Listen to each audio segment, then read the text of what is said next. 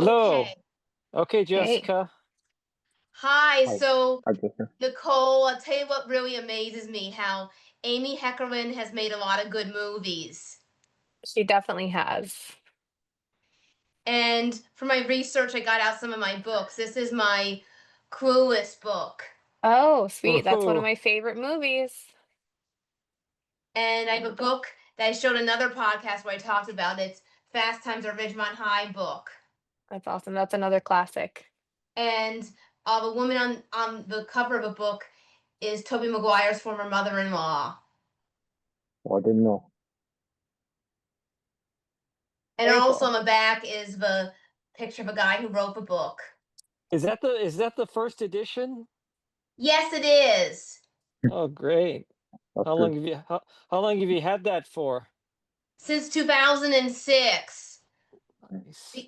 Because I And worked at a library. And when you work at a library, you get a lot of books that are a giveaway that regular patrons don't get. no, I Oh, I forget didn't we know. talked last time. You have the tape too, or just the DVD? Just I just have a book, not the DVD. And I did this picture because this is how I describe the characters in Clueless. The one with the hat is I describe a skater person, and the one with the pink I describe a share person. Cute. So, what makes Clueless one of your favorite movies? Well, for me, I grew up in the 90s in Los Angeles, close to where this whole thing took place. So it instantly drew me in because that was around the time that I was really getting into sort of fashion and navigating the dynamics of being in school, and I just loved the characters. I think, she did a great job. Amy did a great job at bringing the characters to life, and they were characters that you could really connect with, but that you were also fascinated by and sometimes could hate or love, and it was just really a great movie, so I've always loved it. It was really fun. The problem I have with some of those TV shows about teenagers is there's nothing they have that you can relate to. Like the True. show Saved by the Bell, you could really relate to those characters. How about Yeah. Degrassi? How about Degrassi? Can you relate to Degrassi? Not How at all. It's the first show where you got to see teens moping. okay. I could relate to Degrassi, though. I feel like when I first found that show, I was like, "Wow, they're talking about real topics," and that was sort of different, and real problems and stuff, but Clueless just kind of it put you in a fantasy bubble, but it also was real because of where I grew up. I felt like a lot of those things could actually happen, or I mean, and who didn't love the closet? I think every girl was obsessed with Cher's closet and all the outfits in the movie. You're And into where does fashion. it You're gonna love my interview film where I interview people about Barbies. Oh, yeah, I mean, my daughter yes. would love that. My daughter's 8. She loves Barbies. That's her whole world Tell right now. her that you're talking to somebody who's making an interview film about Barbies. I definitely will. She will love it. Can you do an ancient Sumerian or Hittite Barbie? What does Age of Sumerian or Hittite Barbie mean? Ancient civilization, before the because I know you like Babylon, but like Babylonian time, Assyrian time, the ancient, like I you've don't know never if I had like any of like those. what's the oldest Barbie there is? Like the what do you call it? The decor. Like what's the oldest Barbie? Is there no like no Queen Anne Boleyn Barbie or there's no? No, it was like Okay. 1950s, I think, is when Barbie came out or No, no, I, I, something. I I understand that, but you know how they do themes. So isn't there like a Barbie that's Like a cave Egyptian? woman Barbie? Yeah, or Egyptian goddess Barbie or something, I don't think they Cleopatra Barbie. commercialized those, but somebody probably made one, like, in the fandom. I think somebody probably made their own. Oh, Maybe for Barbie ripoff companies, because I have some My Little Pony ripoffs. oh. By the way, I don't know why I think this is not Amy Heckerling. Well, it kind of is, but it isn't.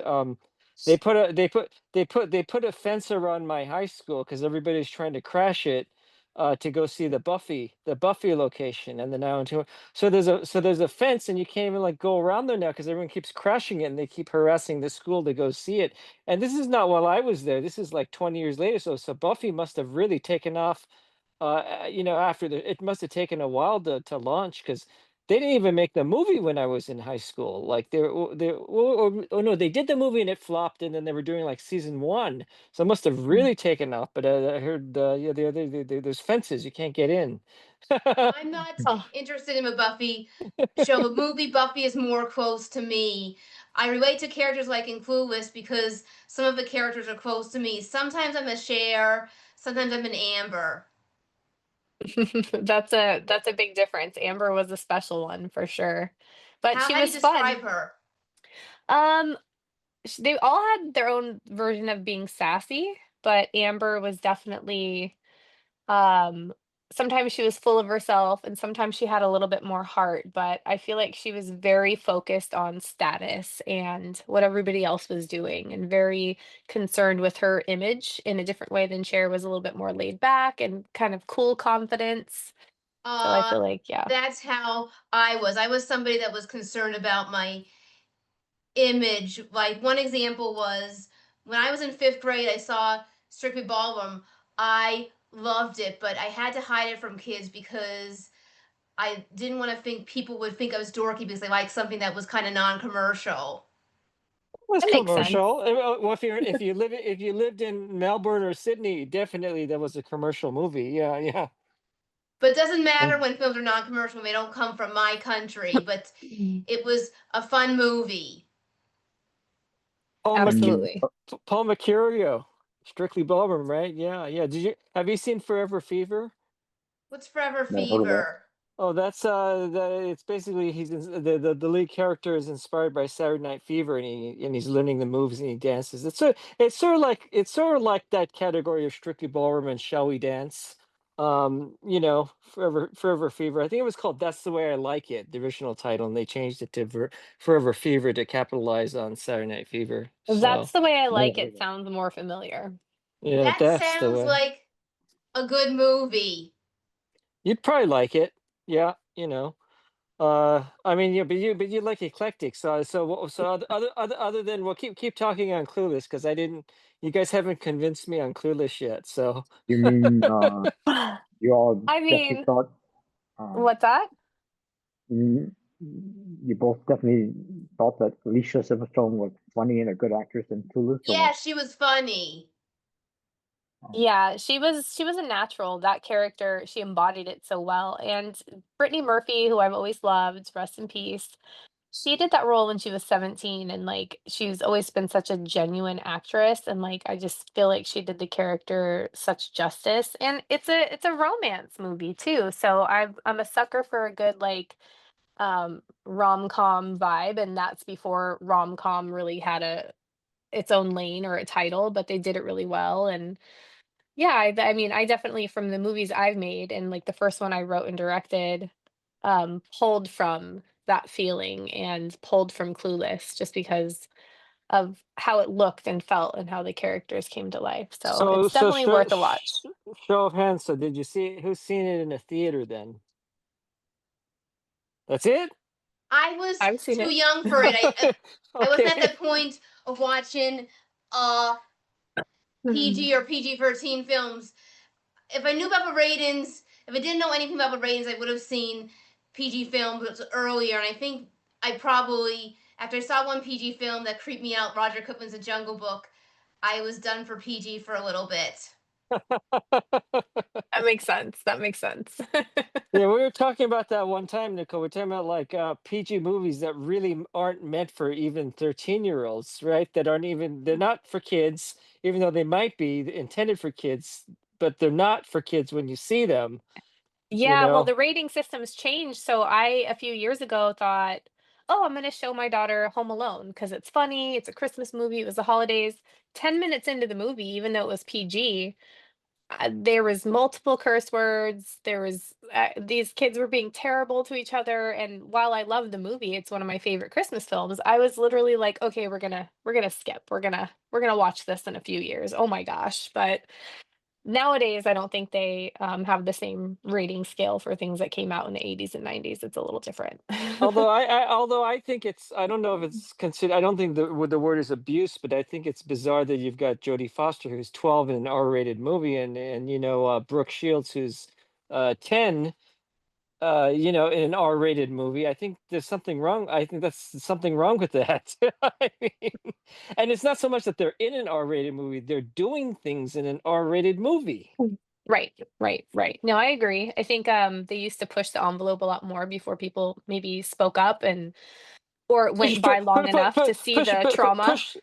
push the envelope. Keith Carradine seduces a 10-year-old Brooke Shields in bed, and Yeah, he's like 35 in the movie or something. So that's not pushing so Those the many envelope. of them. That's are going kind of into, yeah. those were kind of uncomfortable grown up films. I'll tell you what would be better: have older people play the Brooke Shields or Jodie Foster role. Hey, you got something there. I'll watch that. Uh, Yeah. it, I'll tell you what's weird. Sometimes there are documentaries where they don't say the nicest stuff about children. I was like, why are they doing it? It's so irritating. It's Oh true. boy, are they? Yeah, I Yeah. mean, you guys grew up right after like remember like Disney was making movies in the 70s, and that finished when when you were of age to watch movies, but you missed like in the theater like Pete's Dragon, and even like starting from like Bed Knobs and Broomsticks, all that whole Cat from Outer Space. Mm. What's some other ones more? Hot Lead and Cold Feet. All of those came around that time, and they were movies made for kids by Disney. In the industry, people are like, "Oh, you're making a Disney movie, okay, whatever." They weren't seriously thought of for as to propel your acting career, but these were made for kids by Disney. I always had a fondness for them. Like Freaky They Uh, weren't Friday. really monitoring them. yeah, well, I mean, I got to see Cat from Outer Space, and don't forget they did the Black Hole. The Black Hole was sort of Mm. a kid sci-fi, Freaky yeah. Friday. Freaky Friday, that's right. Duh. Yeah, yeah, Yeah. duh. Yeah, Freaky Friday, definitely, definitely. Candle Shoe, Here's Candle Shoe with Jodie Foster. Mm. I I'm more into Disney live action films than animated films. My favorites uh film happens to be a Disney film. It's George of the Jungle, but I didn't understand the appeal of the Disney's 70 films. And Mm. I think one of the reasons why Disney films weren't that good is because there are people realizing, oh, we can make a family film like Whale of a Tale, Adventures of a Wilderness Family, and not have the studio interfere with us or the By the way, Hideaways. Nicole, she knows Whale of a Tale. They're looking for a friend. Oh, yeah. She knows that movie. That's rare. Yeah. So Did you say a whale tail had just a very limited theatrical release, or what? it had barely, well, just the drive-ins, yeah, yeah. But the odd connection is that the videotape that I think Jessica saw at her library or the store, somehow the rights were owned by Hemdale, who produced the Terminator. So they owned the Terminator, the Last Emperor, and they owned Whale of a Tale at that time. It was the bizarrest thing. So, That is weird. Quite the collection. Uh, yeah. and your kid would like Whale of a Tale. Yeah, she might. She might. She's finally getting into more movies that have real humans in them and not just animated stuff. So I showed her I was School of always Rock into the other day. real humans. Yeah, I think once it clicks, then she's interested in the cadence and the jokes and seeing the action and the stories. So it's been cool to show her certain things. I have a list that I'm waiting to show her over time. Like when I So, watched Sesame Street, I didn't get into as much as other people because I was into the humans. I wasn't into the puppets as much. That makes sense. Yeah. so they don't like the Dark Crystal then. That's one of my favorite films ever. I love Jim Henson, and The Labyrinth Legend. is one of my favorite. I Legend is love great. Labyrinth. When I saw the film and saw Jennifer Connelly, I was so in awe of her. She's amazing, and that movie is just chef's kiss. And so I haven't showed my daughter Dark Crystal yet because I think I saw it when I was a little too young, and it was definitely on the traumatic side because it was pretty intense. So I'm gonna wait and maybe show her, over the next year. She'll see it. She just watched School of Rock because she loves Jack Black. I saw that. And because she watched the Minecraft live movie and she loved it, and she is a big fan of Jack Black. So I said, "Oh, School of Rock's cool," and that's I love him, PG-13. and I love School of Rock. Saw School of Mm-hmm. Rock. And It's a so fun movie. by the way, we don't consider Disney films like any of the Touchstone stuff. So we don't consider that Down and Out in Beverly Hills as a Disney movie, do we? But although it is a Disney movie, and so is Shoot to Kill, Yeah, with Sidney Poitier, and I want to say something else. I don't remember. But it wasn't Oh Heavenly Dog. Wasn't that a Disney early movie? No, it Disney movie. wasn't. Okay. Oh, something Wicked This Way Comes. That was like one of the first that's a Disney movie. that was yeah, that was like one of the first scary movies for kids. That one and then Watcher in the Woods, right? Those I Mhm. two. loved Watcher in the Woods. That was fun. Yeah, yeah, You yeah. know, Well, don't. Escape from Witch Mountain. Oh, Yeah, that was a good that's one. so good. I loved that movie. I watched that movie over and over. I had it on VHS, and I would just rewind and watch it. Yeah, I'm just going over like the Touchstone when they outgrew like the kids like Never Cry Wolf. Splash had nudity. One of my It did, favorites. and that's a great film, but it definitely was risque. And I liked it Adventure. before I was 13, and I've seen them audition for a film, and the studio is such a mess. I was disappointed in something Wicked that was comes, but the main reason to watch it was Pam Grier. When I heard of it, I hadn't seen her in any films, but she seemed really cool. She was the first film I ever knew about that had a female heroine was Jackie Brown with her. And the cool thing is Jackie Brown shares my initials. Mm, Oh, that's a that's great true. movie. Okay, since you like Jackie Brown, what's the opening song, the title song? Across Yeah, yeah, you got it, you for got it, you 7th got. Street. No, across 110th Street, which is a movie that stars Anthony Quinn and Yaphet Kotto. A very good movie, by the way. It's called Never heard of it. Across 110th Street. So, Uh, What year was that then? huh? You don't know that movie? 1974. It's a very good movie.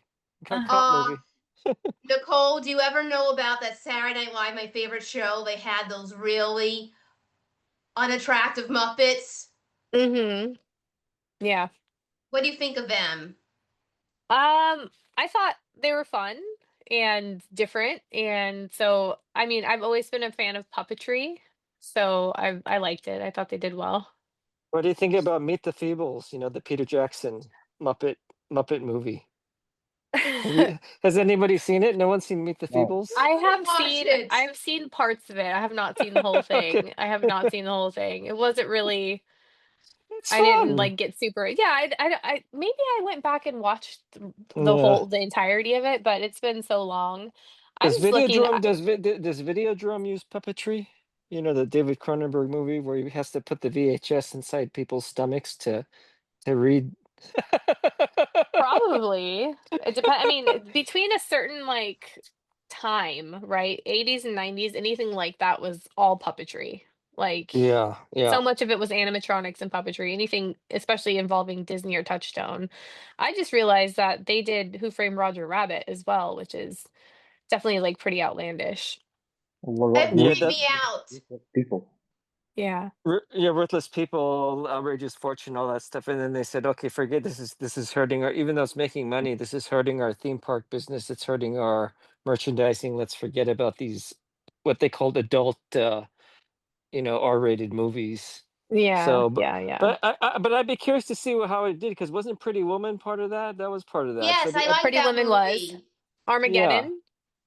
Oh, that The was night okay. Okay. The Nightmare Before Christmas is animated, but that's a huge franchise for them. But that one definitely was walking the line of like the animation. It's for kids, but also it's dark and spooky, and a lot of adults. Like my older sister, that's her favorite Disney movie, and she has like Jack Skellington everything and like collects all the Nightmare Before Christmas stuff. So that one did well for them. By the way, I think the Muppets and Labyrinth had more acting talent than the Muppets on Saturday Night Live. And can you guess who are only two cast members that like the SNL Muppets? Ooh, Gilda Radner and Chevy Chase. And that some Wait, of the I mean, hosts I could didn't see like them. it. what are these Muppets? What season is that? The first season. Okay. Okay. So it's Eddie. So third season is what? Who is that? The Is it first one, number that's one, okay? So Belushi, Chevy Murray, Chase, Nicole, one of his Murray only and seasons, Murray and Chase. Okay, yeah, yeah. Okay, yeah, okay. Nicole. before Bill Murray even came here. Oh, I think they although were called the Gorch Yes, Muppets, they right? were. Hmm. I'll tell you a Disney film that was very boring, but I found it kind of too grown up. And I talked to the lead star on Google Chat is White Fang. Oh, White Fang. Yeah, that's a slow one and a little bit more boring, but the story was heartfelt. It was kind of like Indian in the Cupboard vibes, That which was was also not kind a of boring, Disney but movie, right? Yeah. Ethan Hawke was. I talked to him on Google Chat. He was very sweet. Aw, that's nice. Is Yeah, that it was a good based on movie. a Jack London book or the kind Yeah. of book? Or, I think so. Jack London. So Yeah. then this is the thing. This is the thing that Harrison Ford did as a remake a few years ago, or what? What? No, it was just White Fang. It's a Yeah. different Okay. story. I get Okay. White Fang and Call the Wild confused. I know there's Yellow Fang with Sonny Chiba. I released that. It's about a kill. Oh, have you seen Jessica? You like bears? Have you seen Yellow Fangs that I distributed? It's a Really too much, but when there's a bear in a film, it automatically gets me to see it. And the best part of White Fang was a bear scene. well, you don't know this one. This is a true story. It's a bear that only ate women in this village. It only ate females. What? Yeah, it's a true story. So it's this female fighter that's going to go hunt the bear with her partner. So yeah, it's it's yeah, Sonny Chiba's first. Sonny Chiba from Kill Bill, and well, of course, Yeah. Street Fighter. It's this. Wow. I think it was the directorial debut. So yeah. That would be a perfect film for Lifetime to show. Like a female revenge flick, she goes and gets the bear. Yeah. Next to Grizzly Man. And the only reason I like Grizzly Man is because he worked at Gulliver's that has the best prime rib that I like, and that's the only reason why I remember. I'm So a big everything's food related. Mongolian barbecue. Is there any? Is it? Hey, Mongolian barbecue hasn't been in a film yet. Okay, you guys keep talking. Sorry, Jessica. I know you want to talk Uh, about Heck. so You move it on. so Clueless is a good romance film, and I've been very disappointed in the newer romance films. By the way, I just want to tell you, Nicole, that the romance films are so bad that I've seen a local college play romance that's even better than today's romances. Oh, what was it? What was it? What was the name? Uh, it was called Fresh Horses, and I liked it because the lead in it reminds me of Patricia Arquette and Thomas Jane's daughter, who I've saw in a film called I Love Us with a teddy bear, and she was good in it. And Harlow Jane is a very charming actress, and the male lead in the play kind of looked like handsome Casper Van Dien. That sounds fun. I love a good play. I haven't seen one in a while, other than elementary school plays. But yeah, I'm in the same boat as you. The current state of romance movies, everything just feels so overproduced in general. So it's hard to feel a connection with something that feels so forced. And how they're using all of the slang and things that are trying to make it witty, and it just doesn't feel as authentic as it once did. And they do, and they use social media too much, like the map of whatever with a woman from Outer Banks. I forget what it's called, but it's no, it calls Map something. It's directed by Lasse Hallström. It could have been good. Oh, the map of the human heart. No, Okay. forget what it is, but they were doing text messaging, and they were saying very insulting stuff about Ernest Hemingway, which if they left it out, it could have been a good movie. Mm. Yeah, they're just trying to get the clicks in the end, right? Uh, and I think what happened with romances is that some of the big stars, they asked them to be in romances, and they said, "No, I'm not interested." And Uh, maybe. Well, what's okay? Well, what's I'm trying to think because romance is like I don't. Yeah, you're right. If I have to think about it, can I name 10 romance movies that I like? I don't know. Like recent ones. I know you have a soft heart for like Oh old yeah, school but I mean, romance okay, films, I mean, but but is When Harry Met Sally a recent or an old one? See, that's what I can't figure Old out. one, That's made an when I old was one. old one. Okay, 2. okay, so that's an Nothing old one. Then nothing made in the 2000s really. Like there here and there, like The Notebook is a great film or whatever, Okay, but I get it. Okay, so I won't even talk about Casablanca or Affair to Remember. I won't even talk about those then, or the Douglas Sirk. I won't even talk about the Douglas Sirk movies then. well, it's like things were simpler, right? People used to write each other letters and it would take weeks and you would make a mixtape for somebody and there'd be so much intention. And now everything has to be so so instant or people lose interest or it's if it's not fast paced, if there's a slower burn to something and a romance is building, that's not as interesting on screen now to people because of how our relationship with consuming content goes, so you have to They just don't even kind of talk to they don't even talk to each other. no, They it's a break up on text, it's a they look, break it's up on a so what if you make a movie where just two computers are talking to each other and they break up? They break up. They fall in love, they date, and then they break up. There you go. That's like and then Electric they're Dreams. sending I some like that film. It's one of those films that actually improved by being made by music industry people. Oh, that's isn't it Giorgio Moroder did the song The Electric Dreams. That's yeah, I saw it in the theater. That's a terrific song. Yeah, yeah, yeah. Yeah, see, that's a good movie. They don't make those kind of movies. Those, and then I mean, and that was the same year as Secret Admirer, I think. If you or remember that one. become tall. Yeah, yeah, around that time. So yeah, but I don't know what else is like. What's a romance out of Africa? That's old for you guys, right? So I Everyone, don't know. Is Wicked a romance? It's more of a musical. musical. Is Hunger Games a romance? I don't know. No, I feel like every excuse me, I have allergies.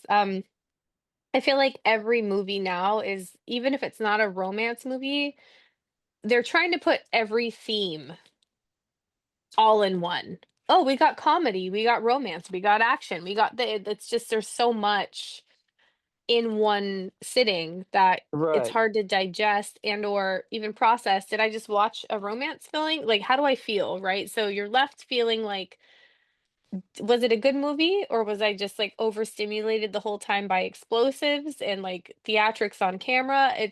It's hard for me to get into a lot of newer films just based on that because I Yeah, feel so overwhelmed. that's why I'm asking you, what is a romance movie? Because all you guys said is The Notebook, but what else is there? Is like what else is a The Night We romance? Met, which I was in, I played a ninja. It was Okay, actually a good okay, romance, and it okay, went to theater, and or like people liked it. friends with benefits, and what That I else? I love mean, Friends with Benefits. It's yeah, on the yeah, theater. That's a yeah. true rom-com. It was cute, it's funny, friends with benefits.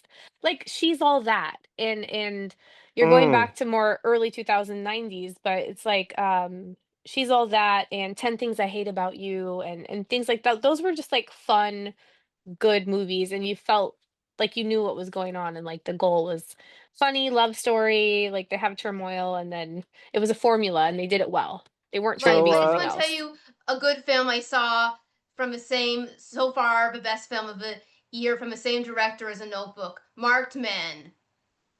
no, but Marked Men. Nick Cassavetes made a new movie. Yeah. Oh, good. Oh, wow. Can you help me buy his house, his father's house? It's only $5 million, and I want that house. That's it. I want the house. At least I have the address. At least I have the address now. We can stock it. We're gonna stock the house. We are gonna shoot there. You don't know my passion for this house, this Cassavetes house. You That have will get no more people clue. to be in your movies uh and tell them about him, her, hiring Spielberg at a young age. Maybe we could shoot a Polly spoof at the house called Who Stole My Parrot?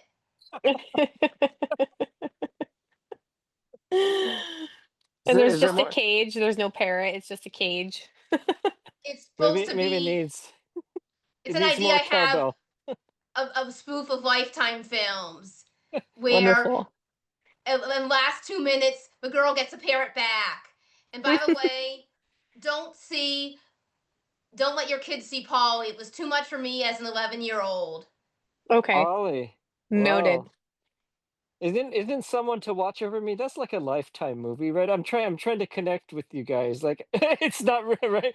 Someone to Watch Over Me with Mimi Rogers and Tom Berenger. No, So okay, and I that's just a know that a lot of people didn't like the guy who was head of the studio. Oh, that was Mm. I don't was that Paramount, Warren? Someone to David Watch Over Me? Puntum. Oh, Putnam, they didn't like it. But he made Midnight Express and he made Chariots of Fire. How do you not But like him? people didn't like the studio head. He screwed up Ishtar. He screwed up Adventures of Baron Munchausen. He screwed up Leonard Six. Well, he didn't script. Ishtar was handed to him. But don't forget, Cassavetes' agent ran Columbia. That's how Cassavetes got to direct Gloria. Did you know that? So his agent, Oh his agent. This is right before Putnam, or right after right during Putnam, and so his no, agent. before Putnam. Right, because yeah, because Putnam replaced Cassavetes' agent who was running Columbia. So that's how Cassavetes got Gloria. That totally makes Mm. sense now. See, now we're being constructive. We're getting pieces together. So I don't. How does Mongolian barbecue fit into this still? I have no idea. I have no, but I do have some So more good love stories. Clueless is good. What makes a good love story? Well, like What Dreams May Come and Eternal Sunshine of a Spotless Mind. Not my Like kind, but what makes Clueless a good love story? Clueless, a good love story. Well, she gets Josh in the end, and I gotta admit that it was kind of creepy that they were like step related, step brother and Yeah. sister. But it was kind of cool to see how they evolved, and then they went through some turmoil because they were both like dating other people, and then they realized that they loved each other. And to me, it was like a quintessential like teen love experience Mhm. because the lines were blurred a little bit, like, "I'm in love with my stepbrother," or whatever, but it was sweet because it showed their growing pains in, like, a real way, and What I that's what liked I thought about was it good. is what I like about some of the other Amy Heckerling films is that they have characters that are good friends, and Cher and Dion were such good friends. Mhm, they were. Their friendship was really good, then they brought in Brittany Murphy, um, and they kind of took her over and gave her a makeover and tried to make her a part of the team, and it was cute. Yeah, I love how they each character was so individually themselves. It was really nice. So here's how uh, I'm like Amber. I was popular, but there were certain popular people who were like Cher, who were nice to everybody. But I was popular and I was not nice to everybody. And I could be friends with certain popular kids who other popular kids didn't like. I was just very popular. And I so mean, that's why you do. Is that why you don't like Heather's then, right? Because Heather's the villain are the popular so-called people, right? So that's why you Yeah. don't. That's why you don't like it. Okay. and like Mean Girls, it's similar. Uh, I Jawbreaker, I similar. kind of thought Mean Girls was okay. I wanted to watch the new one because the Mean Girls didn't seem as mean, but it was kind of stupid and one of those painful things is like, why make it into a musical? But that's I'm not not a a big fan romance. of That remakes. that's not a romance though, is it? It's a Oh, comedy, right? yeah, those are more just comedy.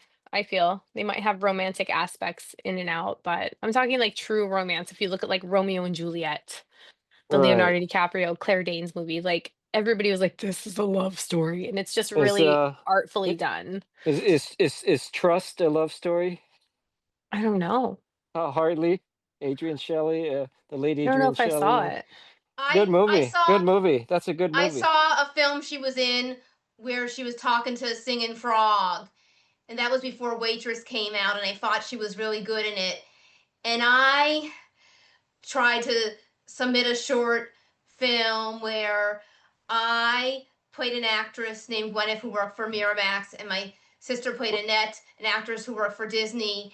And in order to have a short film submitted, I had to go to the View Askew site. I didn't want to go, and I was acting very mean on the board, so they kicked me out, and I didn't even bother submitting it, and it wasn't a good short. But you should see the film where she's talking to the uh singing frog or tiger. I wonder what that Hmm. is because I worked with her when she made her first movie, some Sudden Manhattan. So that was like 96 or something. So I don't know when she did Talking Frog. By then she'd done Trust and The Unbelievable Truth, the two Hal Hartley movies, and then she'd done this one, and then she did a movie called Rift or something, or Drift, I forget the name of it, with Billy Crudup. Never It's heard of called it. like Rift or something, or Mind. what? Grind. Yeah, yeah, exactly, Yeah, she was good in the exactly. film Sleep with Me. Oh, I didn't know she was in that. Okay, okay. And I'm looking for a film with her, and I can't find it, called Sleeping with Strangers. Hmm. I don't know that film. I have no, yeah, I don't know. Never Nobody But heard of knows it. that film. That's why I probably can't find it.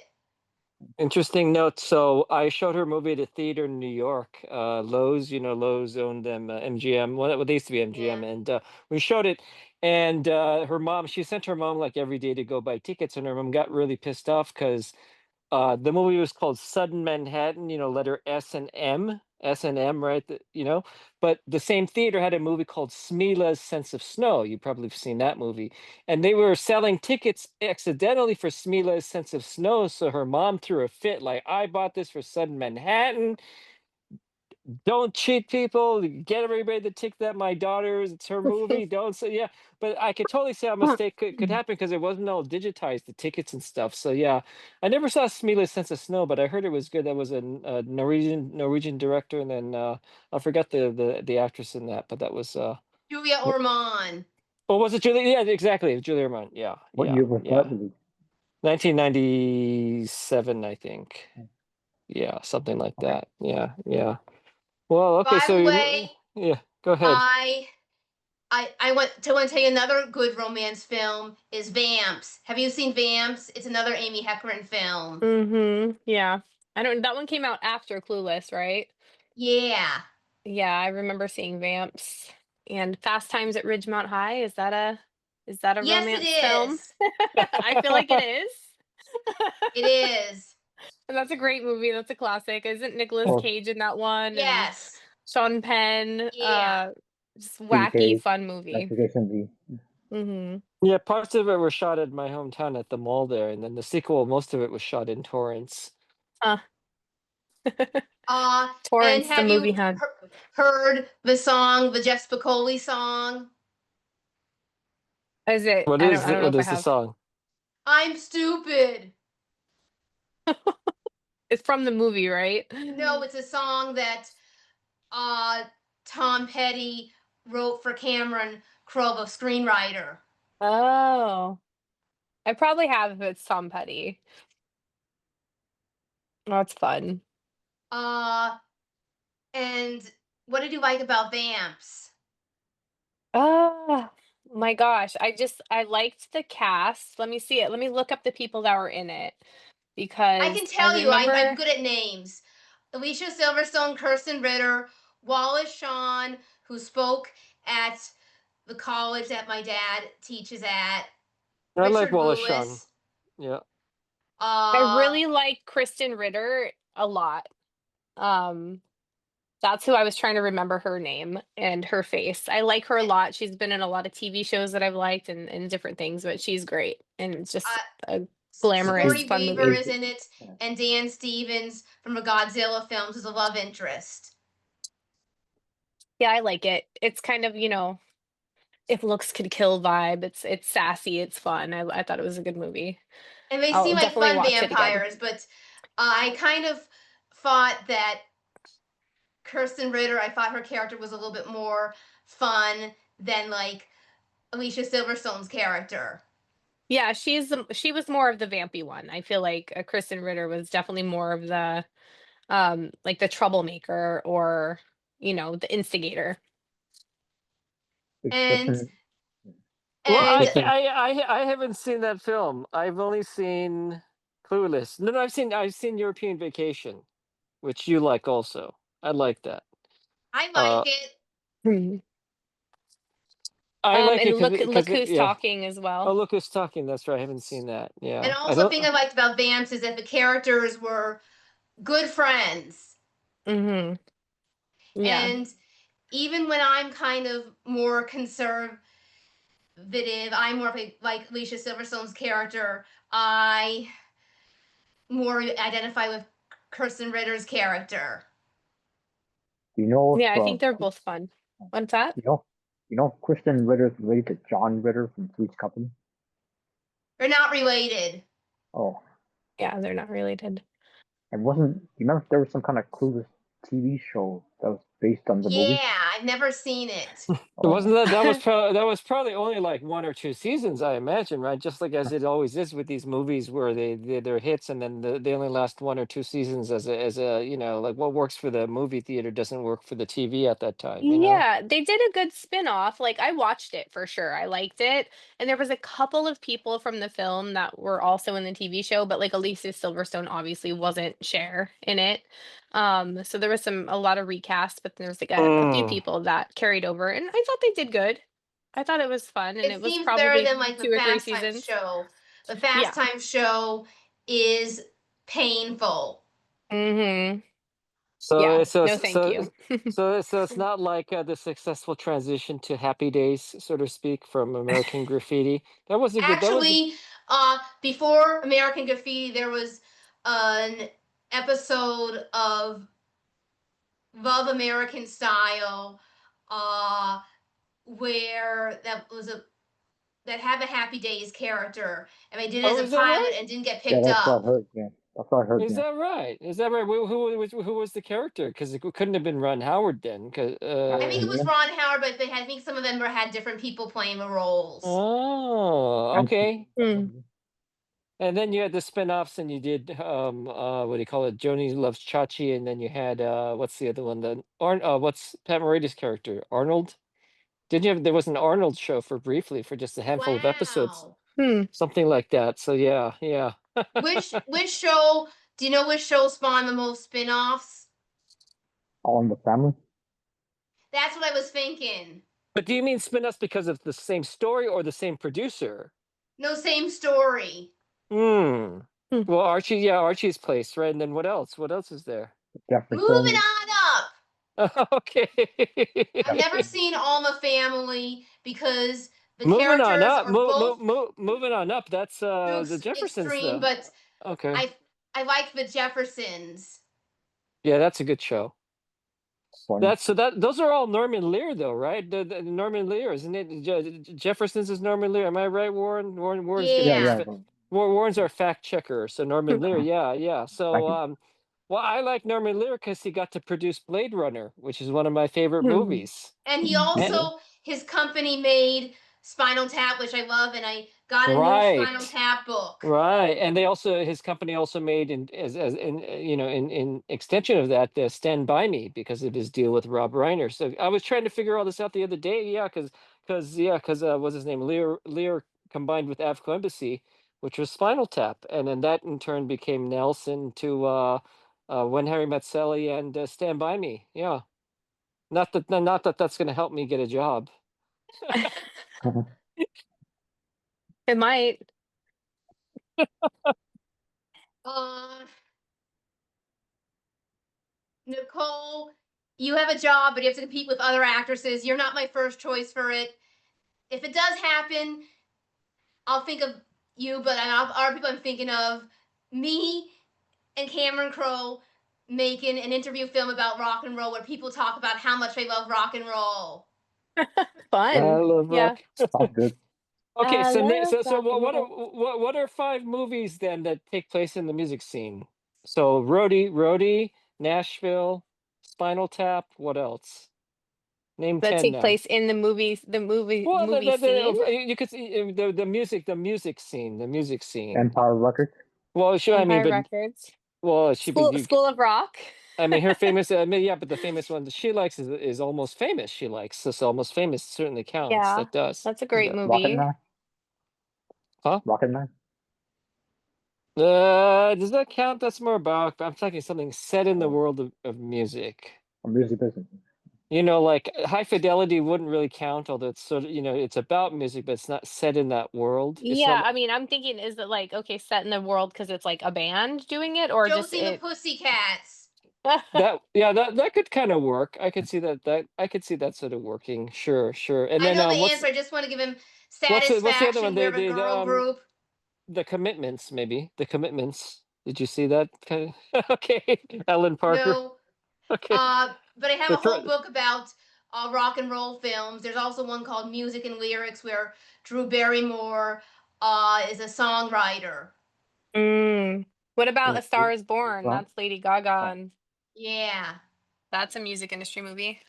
okay, then Speaking of that, the character's based on Eddie Vedder, and I want to show at Ohana Festival Bikini Hackers only if it's a good film, and Whale with a Tail. Only if it's a good film. Oh, we can't forget about The Bodyguard. a Bodyguard, that's an action, that's a thriller though, set in the music. Yeah, I guess. I guess. That's set in the music industry, though, and he's her Yeah. bodyguard. Okay, then what about the jazz singer then? Oh, all that Tootsie jazz? goodbye. All that Toot toot jazz? tootsie don't cry. Well, no, I'm talking about the Neil Diamond coming to Oh. America. So- Mm. Let's talk about European Vacation. What do you like about European Vacation? Who wants to go? Well, I like it. I like it because you have what, one of the pythons there, right? No, you have two of the pythons, right? Yeah. Eric Idle. Yeah, you got Eric Eric Idle. Idle and Robbie Coltrane. Oh, I thought John Cleese was in it. Okay, okay. Well, you have two of the. Okay, so you have one of the pythons, which I'm a huge fan of. Uh, it's the only vacation movie that has brief nudity. Is I it? don't know. No. Yeah, it does. It does. It does actually. It's There were pretty some frank. other ones where they have flashing. And my Yeah, Oh mom no, so, was no, like, that's right. very Oh, that's right. That you're what's her name? Beverly D'Angelo does the yeah, you're right. yeah. You're right. I You're love right. her. I love a lot of her movies, and she's a very underrated actress. Mm-hmm. Yeah, that's right. That's right. So and it's okay, okay, okay. Let me constrict myself. It's one of the few PG-13 movies that has nudity. There you go. Okay. My mom was very cringy towards me because I was 15 when I saw it. Oh, well, that's benign, that movie, compared to watching. I saw Midnight Express when I was 6. Wow. And that explains a lot. I saw And all that jazz when I was like 7, 6 or 7. that So movie's hardcore. It's intense. And yeah, yeah. and I liked the Pigs in the Poke game show. I remember that. I remember that. Yeah, yeah. And European Vacation. Okay. So I think European Vacation is coming all wrong. First of all, at that time, I mean, there still was that time. The Americans just simply didn't really go to Europe. It was sort of like you had to be really rich and you had to be sort of intellectual. You didn't just go to Paris, believe me, because if you did, then I would have gone to Paris or the England, you know.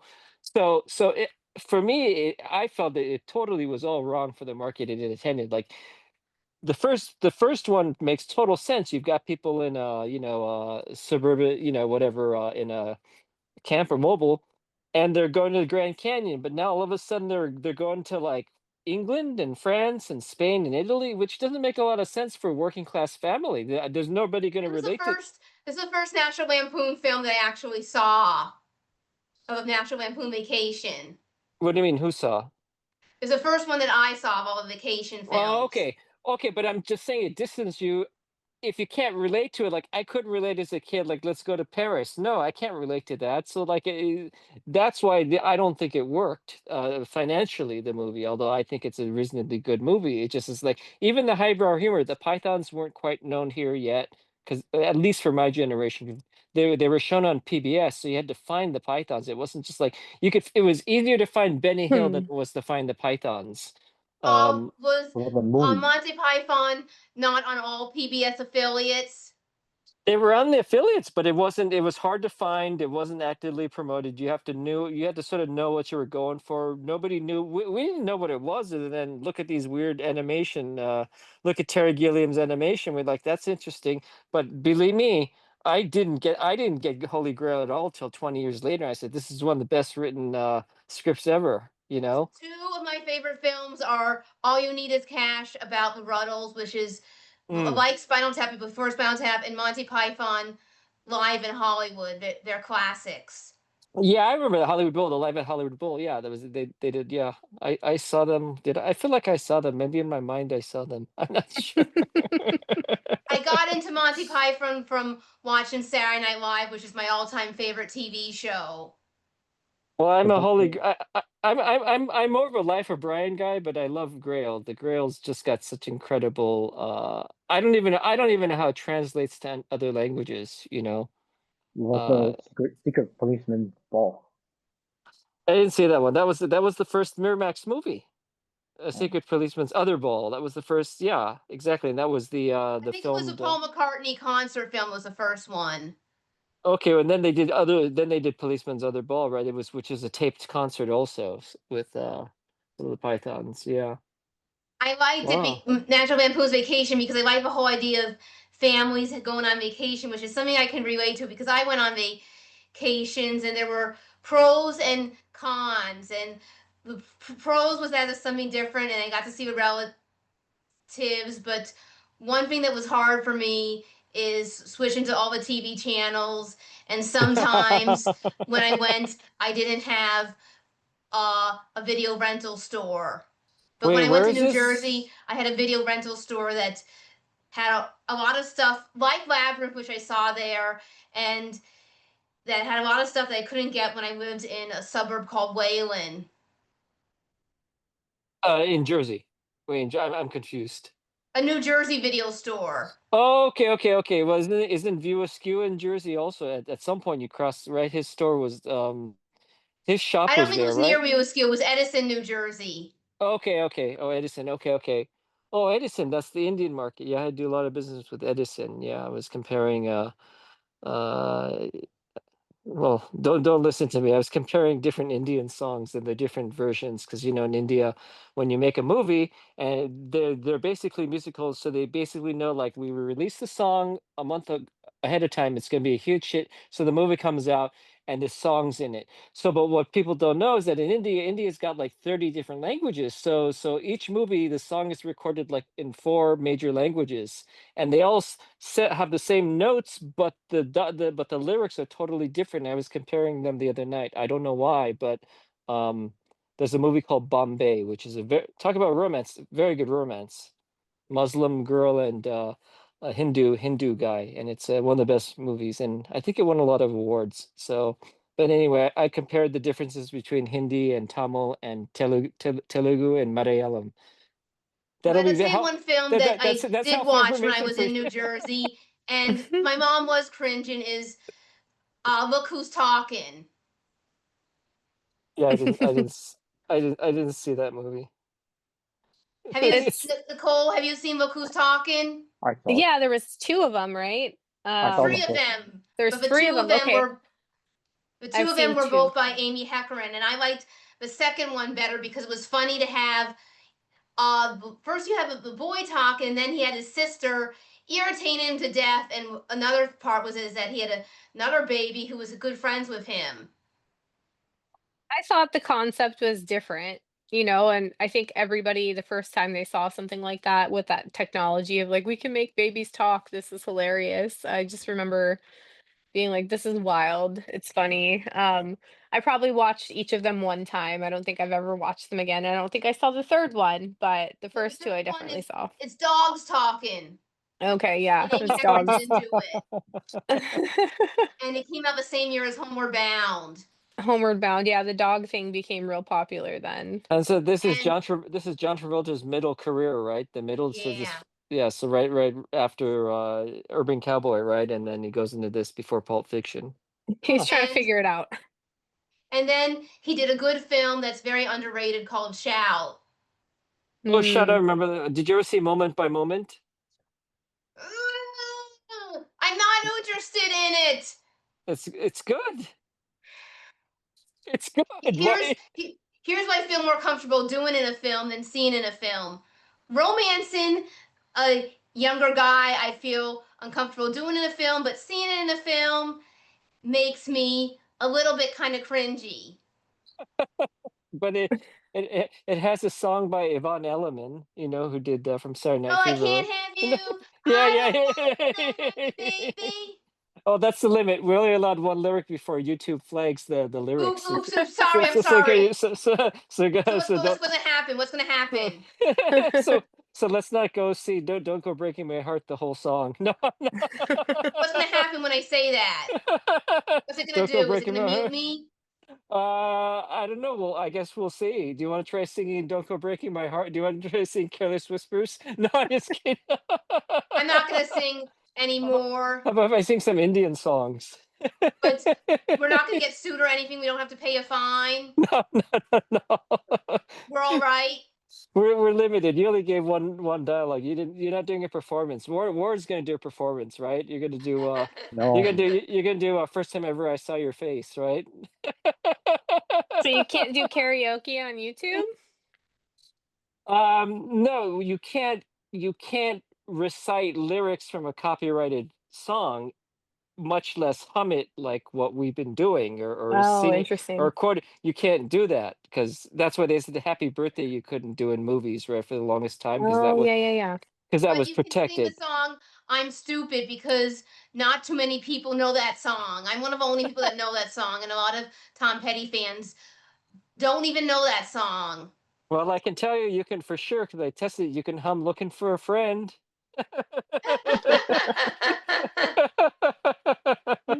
And Shout is a good movie about a teenager who gets into rock and roll, and Heather Graham's in it, who I love, and Linda Florentino's in it that I love. Oh, Linda Fiorentino. What's that movie she's in? Vision Vision Quest? Quest, Vision Quest. Yeah, Vision Quest. No more words. We keep talking stuff. The music. No more words. Berlin. Dun I dun wanted dun. to like That's all Vision I can Quest, say. but I couldn't really get into it. That's the crazy for you, Madonna. Mhm. Love Crazy, Madonna. crazy for you. And It's then great. It's a what great more? song. Was that the same year as At Close Range with Live to Tell?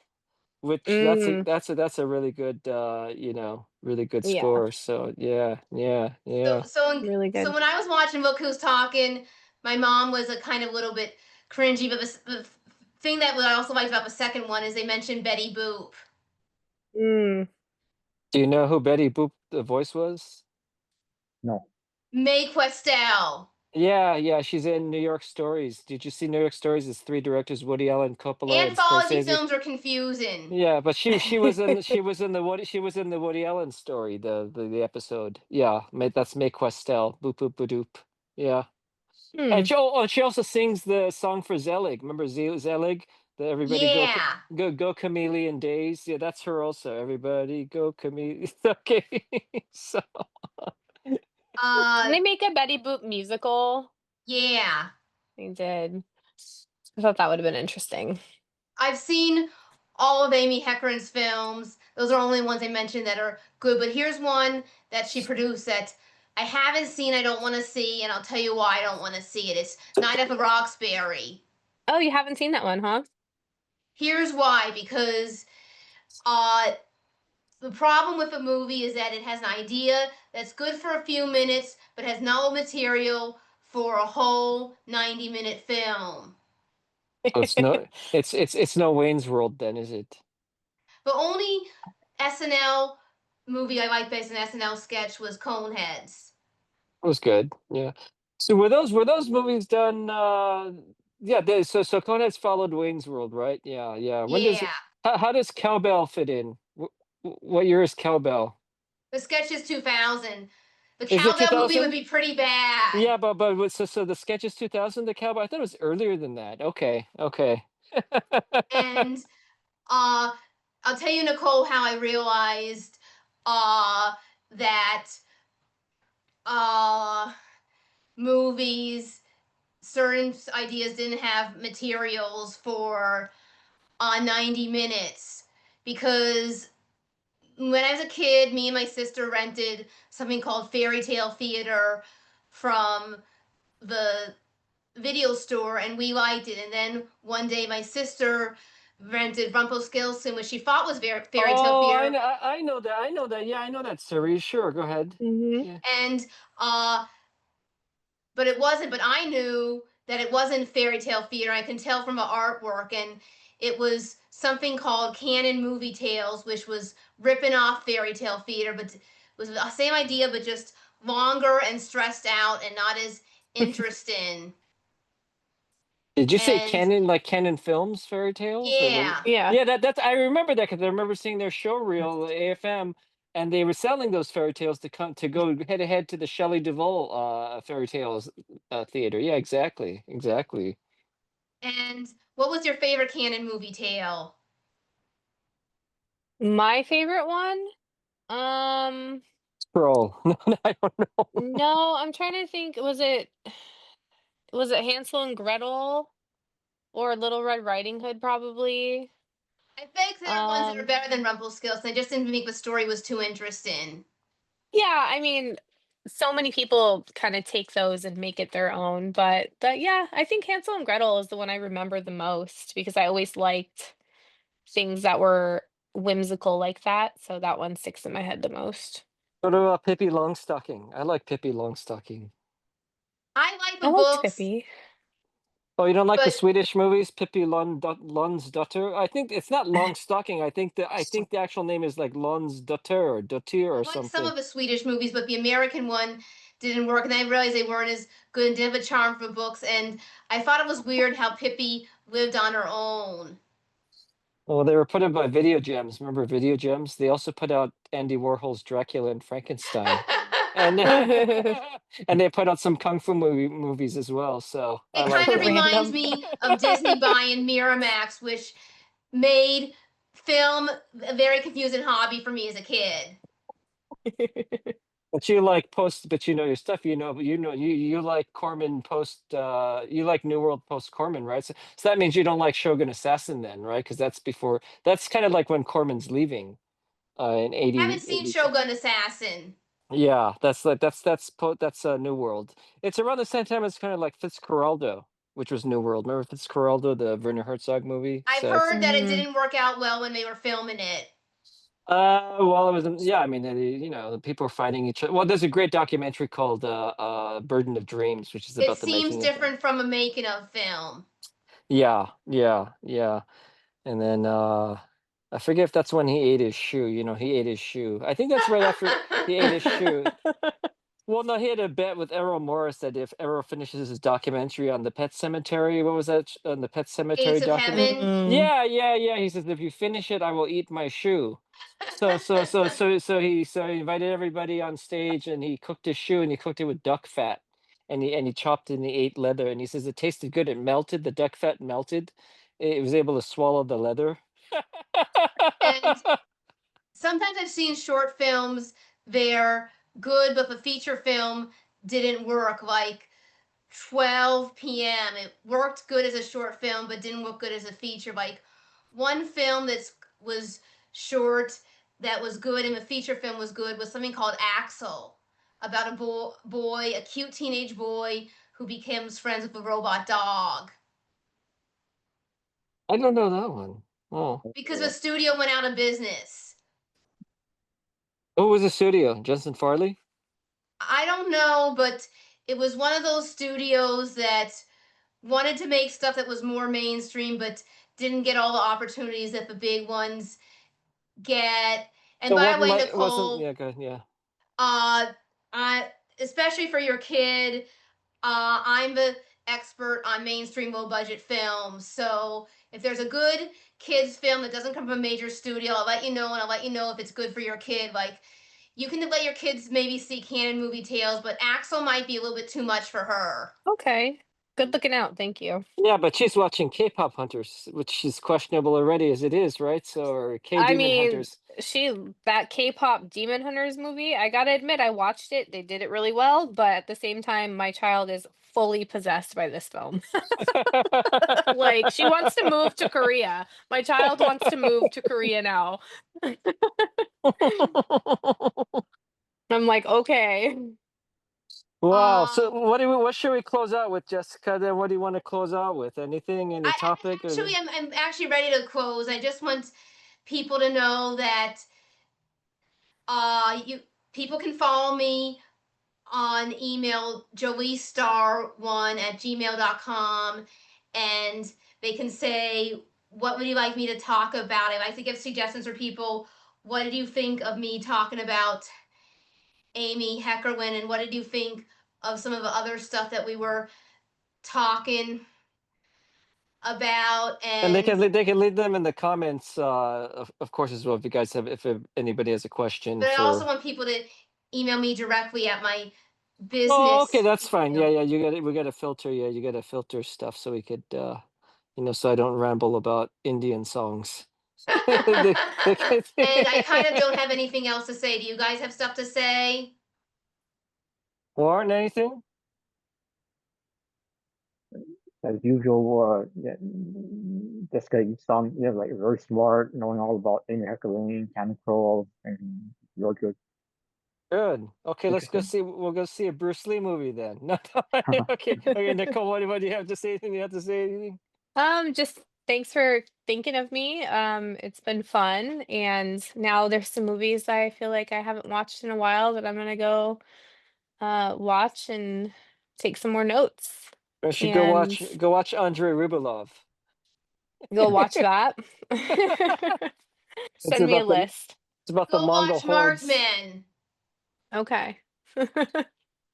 I'll do that. Thank you Go, guys. go watch Office Space. Okay, guys, everybody. Thank you. So I can Thank leave you. now. Cheers. Yeah. Cheers. Bye. Bye bye. Bye.